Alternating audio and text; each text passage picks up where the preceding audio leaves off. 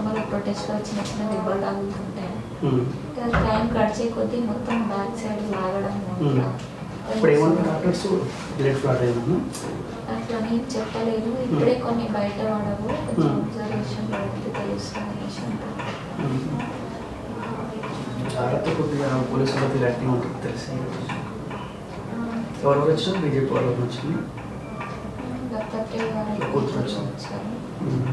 సంధ్యాన్ని మాట్లాడినా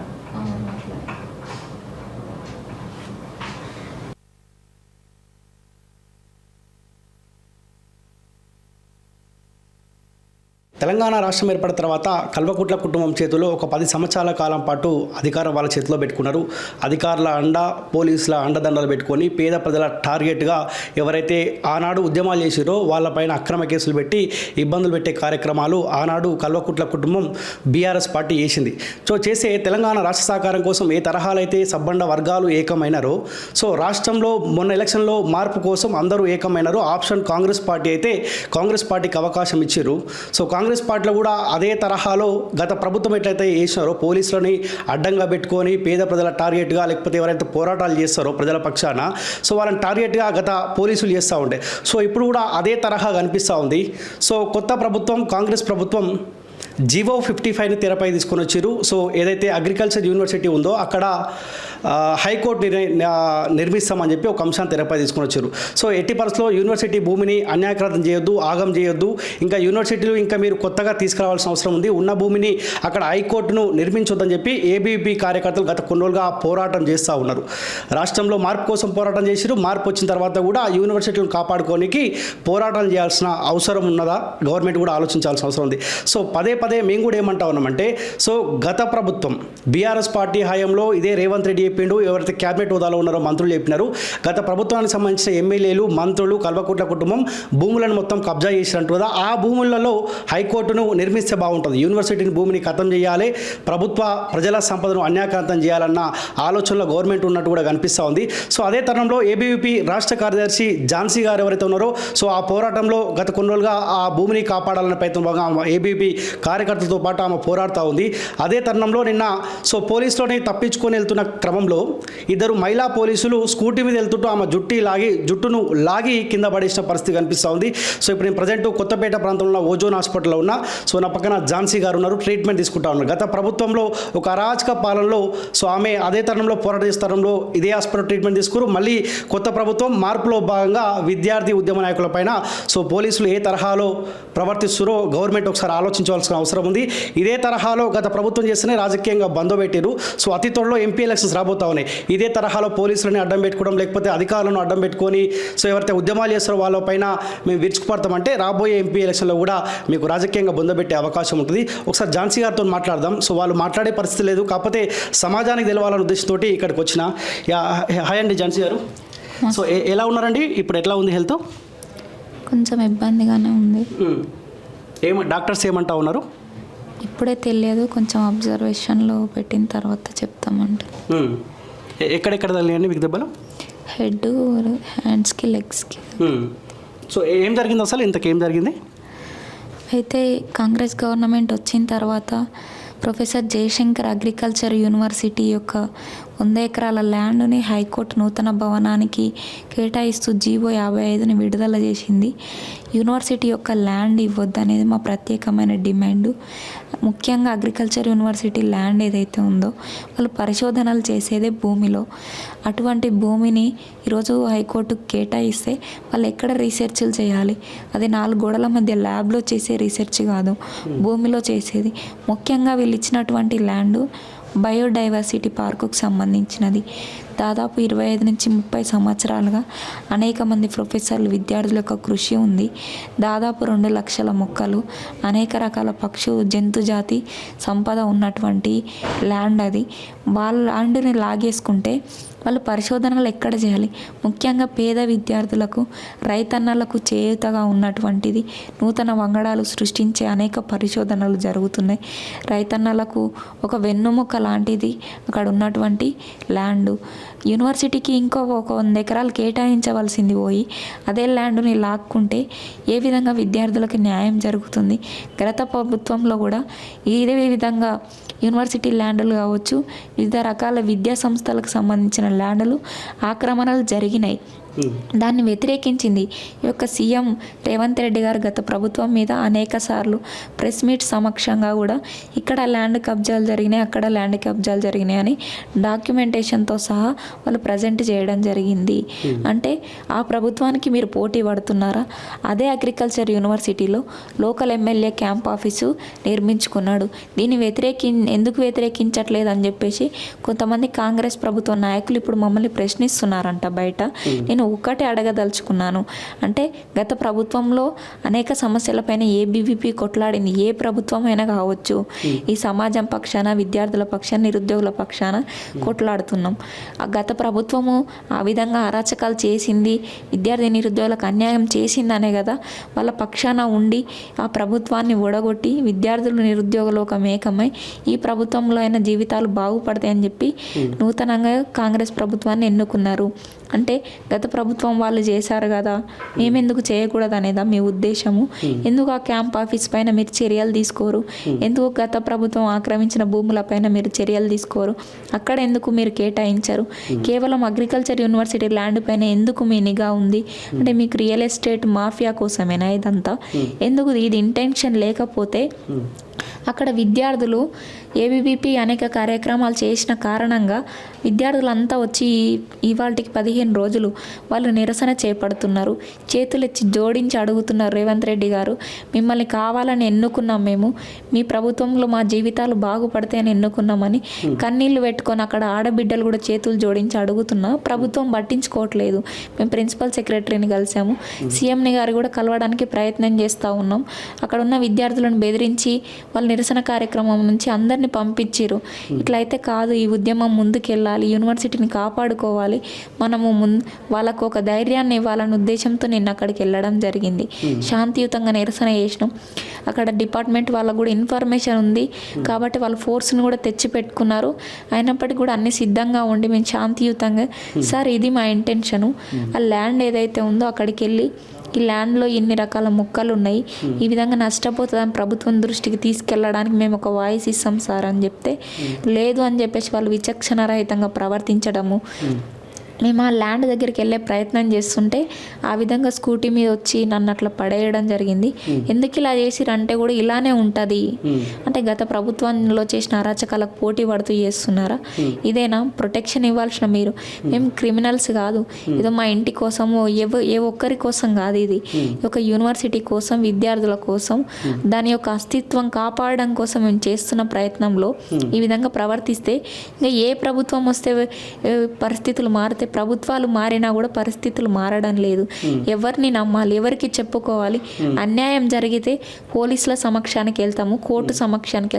ఇలా పోలీసు కోర్టులు ఏకమయ్యే అక్కడ మక్కా వేసి కూర్చుంటే ఇంకా ఎవరికి చెప్పుకోవాలి? విద్యార్థుల గోడు ఎవరు పట్టించుకుంటారు? ఇది ఎందుకు ఈ ప్రభుత్వానికి కనిపిస్తలేదని ప్రశ్నిస్తున్నా. కానీ ఎందుకు అంత కిరాతకంగా మహిళా పోలీసులు ప్రవర్తించాల్సిన అవసరం దేనికి వచ్చింది? గత ప్రభుత్వంలో గమనించిన తీరు, ఇప్పుడు ఏదేమైనా విద్యార్థి పరిషత్ అనేది ఏ సమస్య వచ్చినా ముందుండి ఆ ఉద్యమాన్ని ప్రజల్లోకి తీసుకెళ్తున్న సంస్థ. ఈ ఉద్యమాన్ని అణిచివేయాలి, వీళ్ళని అణిచివేయకపోతే గత ప్రభుత్వాన్ని ఓడించడంలో ముఖ్య పాత్ర ఏబీవీపీది ఉంది. 1,00,000 మందితో కథనబేరి నిర్వహించినాం, విద్యార్థి లోకాన్ని, సమాజాన్ని ఏకం చేసినాము. ఏబీవీపీ తలుచుకుంటే చేయందంటే ఏదీ లేదు. ఈ జీవో రద్దయ్యే వరకు వీళ్ళు ఊకోరు, వీళ్ళు ఉద్యమాన్ని ఇంకా ఉధృతం చేస్తారు. ఇది కావద్దు, వీళ్ళని అణిచివేస్తే ఆటోమేటిక్గా విద్యార్థులు కూడా వెనకడుగేస్తారు, ఈ జీవోకి ఎవరు అడ్డు రారు అని చెప్పేసి వాళ్ళ యొక్క ఉద్దేశము. కేవలం మమ్మల్ని భయపెట్టి వెనుకకు పోవాలనే ఉద్దేశంతోనే ఈ విధంగా ప్రవర్తించిరు. ఏది ఏమైనప్పటికీ జీవో రద్దయ్యే వరకు కూడా ఏబీవీపీ కొట్లాడుతుంది. ఇది నాకు జరిగిన అన్యాయం కాదు, యావత్ అక్కడ వేలాది మంది మహిళా విద్యార్థినీలు ఉన్నారు, వాళ్ళకు జరిగిన అన్యాయం. ఇది ఒక మహిళ కాదు, యావత్ తెలంగాణలో ఉన్న మహిళల పైన దాడిగా దీన్ని ఖండిస్తున్నా. నాకు న్యాయం చేయమని నేను అడగట్లేదు. ఇప్పటికైనా కూడా జీవో 55ను రద్దు చేసి యూనివర్సిటీకి విద్యార్థులకి రైతన్నలకు న్యాయం చేయాలి. ఒక యూనివర్సిటీ యొక్క అస్తిత్వాన్ని కాపాడాలని చెప్పేసి ప్రభుత్వాన్ని నేను కోరుతా ఉన్నాను. సో ఏపీఎస్ వాళ్ళు ఆ మహిళా కానిస్టేబుల్ ఇద్దరు రాజేంద్ర నగర్ పిఎస్ సంబంధించిన ఎవరు తీసుకొచ్చారు హాస్పిటల్కి? వాళ్ళే తీసుకొచ్చారా మళ్ళీ? వాళ్ళు అక్కడ పడిపోయిన తర్వాత కూడా అసలు ఏం జరిగింది అనేది కూడా పట్టించుకోకుండా నువ్వు ఎందుకు ఊరుకొచ్చినావు, ఇలానే అవుతుంది మాతో పెట్టుకుంటే, నన్ను ఇంకా కొట్టడానికి కూడా ప్రయత్నం చేసిరు. అయినప్పటికీ సరే ప్రొటెక్షన్లో వాళ్ళ డ్యూటీలో ఇది ఏదో విసుక్కొని చేసి ఉంటారులే అనేసి కూడా మేము అర్థం చేసుకున్నాం. అయినా కూడా అక్కడ ఎవరు లేని పరిస్థితుల్లో సింగిల్గా బెదిరించడం, నా ఫోన్ లాక్కొని ఆ వీడియో డిలీట్ చేస్తావా లేదా అని బెదిరియడం జరిగింది. మేము పడేయలేదు, నువ్వు అబద్ధం చెప్తున్నావు అని చెప్పేసి నాతో ఆర్గ్యుమెంట్ చేసిరు. నేను అక్కడి నుంచి మమ్మల్ని పిఎస్కి తీసుకెళ్ళి అరెస్ట్ చేసి ఫోన్ మొత్తం చెక్ చేసి వీడియోలు డిలీట్ చేసిన తర్వాతే మాకు మొబైల్స్ ఇచ్చి ఈవినింగ్ రిలీజ్ చేయడం జరిగింది. మేము సేఫ్లో పెట్టాం కాబట్టి వీడియో బయటికి వచ్చింది. ఇన్ కేస్ వీడియో బయటికి రాకపోతే ఏం జరిగి ఉండేది? ఈ విద్యార్థి పరిషత్ కావాలని డ్రామా చేస్తుంది, ఈ విధంగా ఏం చేయలేదు మేము, మా పైన నింద మోపుతురు అనేవాళ్ళు. ఇన్ కేస్ ఏమైనా జరిగి ఉంటే ఈరోజు ఎవరికి నష్టం అంటే సరే నేను తెగించి నేను కొట్లాడుతున్నా, ఒక వ్యవస్థ పోలీసు వ్యవస్థకి నష్టం, ఒక తెలంగాణను అవార్డు తీసుకున్న ఎన్నో మెమొరీస్ ఉన్నాయి అంటే దీన్ని ఏ విధంగా దీన్ని సమర్థించుకుంటుంది డిపార్ట్మెంటు? ఇలాంటి వాళ్ళ వల్ల డిపార్ట్మెంట్ మీద నమ్మకం పోతుంది, గౌరవం పోతుంది సమాజానికి. ముఖ్యంగా మహిళా పోలీసులు ఇలా అమ్మాయిలు బయటికి వచ్చి చదువుకోవడమే అనేక పరిస్థితుల రీత్యా అనేక సిచ్యువేషన్స్ ఎదుర్కొంటూ ఈరోజు సమాజంలో ముందుకు వస్తున్నారు. మీరు అండగా ఉండాలి. ఒక స్థాయిలో ఉన్న వాళ్ళు మీరు సపోర్ట్ చేయాల్సింది పోయి ఈ విధంగా ప్రవర్తిస్తే ఇంకా ఎవరు అండగా ఉంటారు మహిళలకి? ఇది కరెక్ట్. గతంలో కూడా మహిళా పోలీసులే కదా మీ పైన కూడా దాడి చేసి పోలీసెస్లో తీసుకెళ్ళి కొట్టిన పరిస్థితి, అప్పుడు కూడా మహిళా పోలీసులే కదా? అప్పుడు కూడా మహిళా పోలీసులే నన్ను రూమ్లో వేసి ఒక ప్రైవేట్ యూనివర్సిటీ ఇష్యూలో నన్ను బుట్కాలతో తన్నిన సంఘటనలు ఉన్నాయి. మళ్ళీ ఈ ప్రభుత్వంలో మేము అటువంటి పరిస్థితి రాదు, ఒక విముక్తి పొందినాం అనుకున్న తరుణంలో ఈ విధంగా జరగడం అనేది బాధ. ఎందుకంటే ప్రభుత్వం వచ్చి నెల రోజులు కూడా నెల 2 నెలలు గడవక ముందే ఈ సంఘటన జరిగితే ఇది ఒక ప్రభుత్వాన్ని కూడా నమ్మకం కోల్పోయేటటువంటి పరిస్థితి. నమ్మకంతో తెచ్చుకున్నాం ఈ ప్రభుత్వాన్ని. విద్యా వ్యవస్థ సమాజం అభివృద్ధి చెందుతుంది, బాగుపడతామని. ముఖ్య పాత్ర విద్యార్థి నిరుద్యోగులది ఉంది ప్రభుత్వాన్ని ఎన్నుకోవడంలో. ఈ విధంగా చేస్తే ఏ విధంగా మీ పైన నమ్మకం ఉంటుంది? మీరు నమ్మకాన్ని కోల్పోవద్దు, మీరు విద్యార్థి నిరుద్యోగుల పక్షాన ఉంటారని అనుకుంటున్నా. ఇప్పుడైనా స్పందించి ఈ జీవోని రద్దు చేస్తే విద్యార్థులకి నిరుద్యోగులకు మీపై ప్రభుత్వం పైన నమ్మకం ఉంటుంది. ఆ విధంగానే మీరు ముందుకెళ్ళాలని చెప్పేసి ఒక ప్రభుత్వాన్ని నేను కోరుతా ఉన్నాను. ఏమన్నా కంప్లైంట్ ఇచ్చారా మహిళా కానిస్టేబుల్ పైన ఏమన్నా? ఈరోజు ఆ ప్రాసెస్ నడుస్తుంది, ఖచ్చితంగా ఇస్తాం. ఎందుకంటే ఒక విద్యార్థి నాయకురాలైన నా పట్ల ఈ విధంగా ప్రవర్తిస్తే రేపు విద్యార్థులు అక్కడ నిరసన చేస్తున్నారు మమ్మల్ని నమ్ముకొని, వాళ్ళ పరిస్థితి ఏంటి? వాళ్ళే మాకు ఏదైనా ఉంటే చెప్పుకునేవాళ్ళు. ఈరోజు మేము చెప్పుకునే పరిస్థితి వచ్చిందంటే వాళ్ళు వెనకడిగేసేటటువంటి అవకాశం ఉంది. కాబట్టి వీళ్ళపైన యాక్షన్ తీసుకుంటేనే ఇటువంటి పునరావృతం కావు. డిపార్ట్మెంట్ పైన కూడా ఒక నమ్మకం అనేది ఉంటుంది సమాజానికి. సో గవర్నమెంట్ దృష్టికి తీసుకెళ్ళారా? కలిసి మాట్లాడే ప్రయత్నం చేసారా? మీరు జీవో 55ని రద్దు చేయాలని చెప్పి వాళ్ళ దృష్టికి తీసుకెళ్లే ప్రయత్నం చేశారా, లేకపోతే సడన్గా పోరాటాలతోటి ముందుకెళ్తా ఉన్నారా? లేదు, మొదటి నుంచి కూడా శాంతియుతంగా వీసీ ఆధ్వర్యంలో కూడా శాంతియుతంగా నిరసన చేపట్టినాం. అప్పుడు కూడా అరెస్ట్ చేయడం జరిగింది. అక్కడ ల్యాండ్ను కూడా గతంలో పరిశీలించి అక్కడ వాయిస్ ఇచ్చినాం. స్టేట్ వైడ్ కూడా సోమాజిగూడ ప్రెస్ క్లబ్లో ప్రెస్ మీట్ పెట్టి కూడా ప్రభుత్వం దృష్టికి తీసుకెళ్లే ప్రయత్నం చేసినాం. సెక్రటేరియట్లో యూనివర్సిటీ యొక్క ప్రిన్సిపల్ సెక్రటరీ రఘునందన్ రావుని కూడా కలవడం జరిగింది. నెక్స్ట్ ఫర్దర్గా గవర్నర్ గారిని, సీఎం గారిని కూడా కలుద్దామని నిన్న మేము జస్ట్ వాళ్ళకు ఒక మద్దతు తెలపాలని నిరసన ఉద్దేశంతోనే అక్కడికి వెళ్ళడం జరిగింది తప్ప వేరే ఏదో ఉద్యమం చేయాలనుకుంటే మేము డైరెక్ట్ ఏదో సెక్రటేరియట్కో ఇంకెక్కడికో వెళ్ళి ఉద్యమం చేయొచ్చు, అది మా ఇంటెన్షన్ కాదు. ఈవెన్ అక్కడ మీడియా కూడా లేదన్న. ఎందుకు మేము ఏదో హైలైట్ కావాలి మా పబ్లిసిటీ కోసం అనుకుంటే మేము మీడియా సమక్షంలో చేసేవాళ్ళం కదా, అక్కడ మీడియా కూడా లేదు. కానీ విద్యార్థులకు ఒక అండగా ఉండాలనే ఉద్దేశంతో మేము అక్కడికి వెళ్ళినాం. సో కావాలని చేసినట్టుగా అనిపించిందా మహిళా పోలీసులు? లేదంటే సో అనుకోకుండా పొరపాటున జరిగింది, మేము కూడా కావాలని చేయాలని కూడా రేపు పొద్దుగాల వాళ్ళు మాట్లాడే అవకాశం ఉంటుంది. సో కావాలనే ఝాన్సీ టార్గెట్గా ఇబ్బంది పెట్టాలని వాళ్ళు చేసినట్టు మీకు అనిపించిందా? ఇది ఝాన్సీ టార్గెట్ కాదన్న, విద్యార్థి పరిషత్ టార్గెట్. అందరూ టార్గెట్ చేస్తూ ఉద్యమం చేస్తున్న వాళ్ళందరినీ టార్గెట్ చేస్తున్నారు. ఒకరిని అణిచివేస్తే అందరు కూడా అణిగిపోతారనే ఉద్దేశం ఇది.